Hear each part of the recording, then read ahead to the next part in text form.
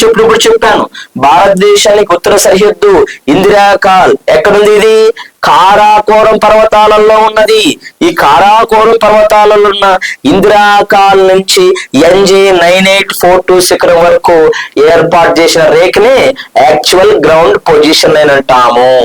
అలా చైనా వాడు వచ్చేసి భారతదేశంలోకి రాకూడదు, ఎస్ పాకిస్తాన్ వచ్చేసి మరియు మన భూభాగంలోకి రాకూడదు అని చెప్పేసి ఇలా 3 రేఖలు గీయబడింది.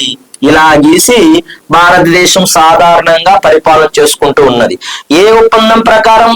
సిమ్లా ఒప్పందం ప్రకారం. ఇలా గీసిన తర్వాత ఈ చెడు బుద్ధి అనేది వదులుకోలేదు వీళ్ళు. మళ్ళా ఏం చేశారంటే 1980వ సంవత్సరంలో ఏం జరిగిందంటే సియాచిన్ ప్రాంతానికి సియాచిన్ ప్రాంతానికి పర్యాటకులను పర్మిషన్ ఇచ్చారు. ఎవరు? పాకిస్తాన్ దేశం. పాక్ ఆక్రమిత కాశ్మీర్, మనం ఆ రోజు సైలెంట్ గా ఇచ్చినాం.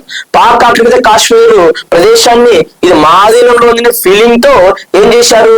1980వ సంవత్సరంలోనే కారాకోరం పర్వతాలలో ఉండే సియాచిన్ ప్రదేశానికి పర్మిషన్ ఇచ్చాడు. వాస్తవంగా సియాచిన్ వచ్చేసి 5400 మీటర్ల ఎత్తులో ఉందమ్మా. సముద్ర మట్టంతో పోలిస్తే 5400 మీటర్ల ఎత్తులో ఉంది. ఏ ప్రదేశం? సియాచిన్. ఇంత ఎత్తైన ప్రదేశం ఉండడం వల్ల మంచు ఎక్కువగా పడుతుంది, అది గమనించాల.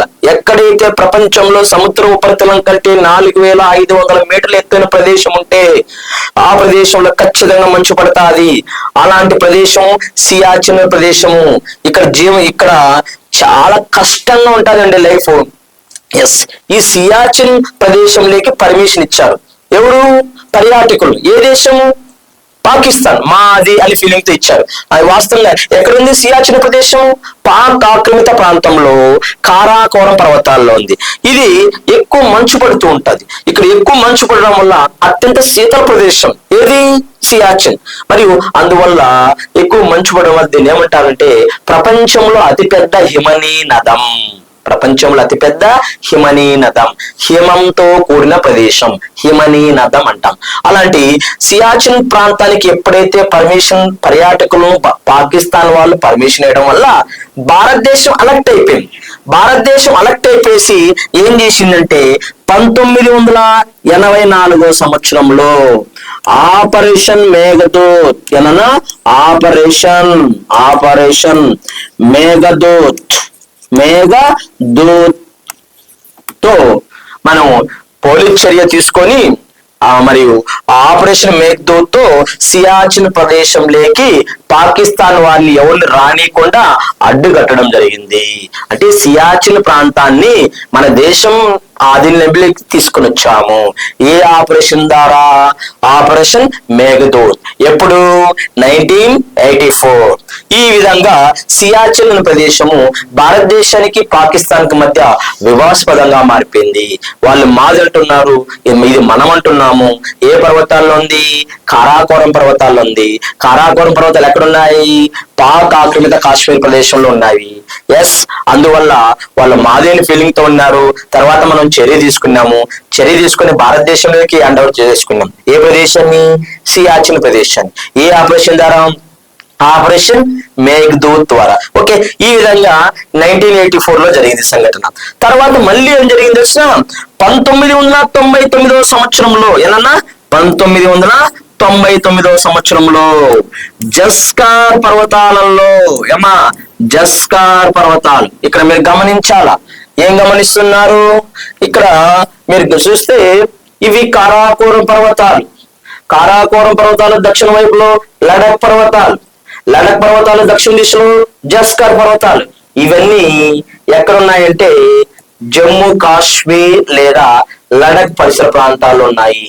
పాతకాలం చూసుకుంటే 2019 అక్టోబర్ 31 బ్యాక్ అయితే జమ్మూ కాశ్మీర్ అనే వాళ్ళు 2019 అక్టోబర్ 31 తర్వాత జమ్మూ కాశ్మీర్ ను 2 కేంద్రపాలిత ప్రాంతాలుగా డివైడ్ చేశారు.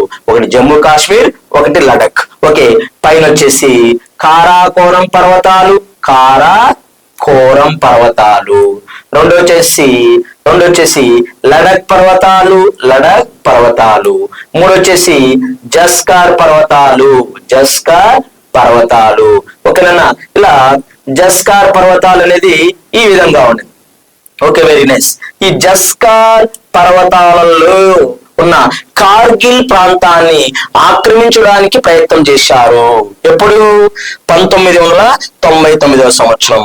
జస్కార్ పర్వతాలలో ఏమన్నా జస్కార్ పర్వతాలలో ఏ నగరాన్ని? కార్గిల్ నగరాన్ని ఆక్రమించడానికి ప్రయత్నం చేశారు. చూడండి, 1980లో సియాచిన్ ఆక్రమించుకోవడానికి ప్రయత్నం చేశారు. మళ్ళా సైలెంట్ గా ఉన్నారా? 6 మంది ఎనర్జీ వచ్చింది అంటే మనమే దాన్ని మళ్ళీ హ్యాండ్ అవుట్ చేసేసుకున్నాం. మళ్ళా సైలెంట్ గా కొన్ని సంవత్సరాల నుండి మళ్ళా 1999వ సంవత్సరంలో జస్కర్ పర్వతాలలో కార్గిల్ నగరాన్ని ఆక్రమించుకోవడానికి ప్రయత్నం చేశారు. వెంటనే భారతదేశం ఎలక్ట్ అయింది. వీళ్ళు నమ్మడానికే లేదు, ఇలా ఖచ్చితంగా మళ్ళీ యుద్ధం చేయాలని చెప్పేసి కార్గిల్ కోసం 1999వ సంవత్సరంలో యుద్ధం ప్రకటన చేసి మళ్ళీ కార్గిల్ యుద్ధం జరిగి ఆ యుద్ధంలో మళ్ళీ గెలిచాము. ఆ కార్గిల్ నగరాన్ని ఏ ఆపరేషన్ ద్వారా మనము మళ్ళీ ఆక్రమించుకోవడానికి ప్రయత్నం చేశాము, ఆక్రమించుకున్నాము అంటే ఆపరేషన్ విజయ్. ఏనన్నా? ఆపరేషన్ విజయ్. ఈ ఆపరేషన్ విజయ్ ద్వారా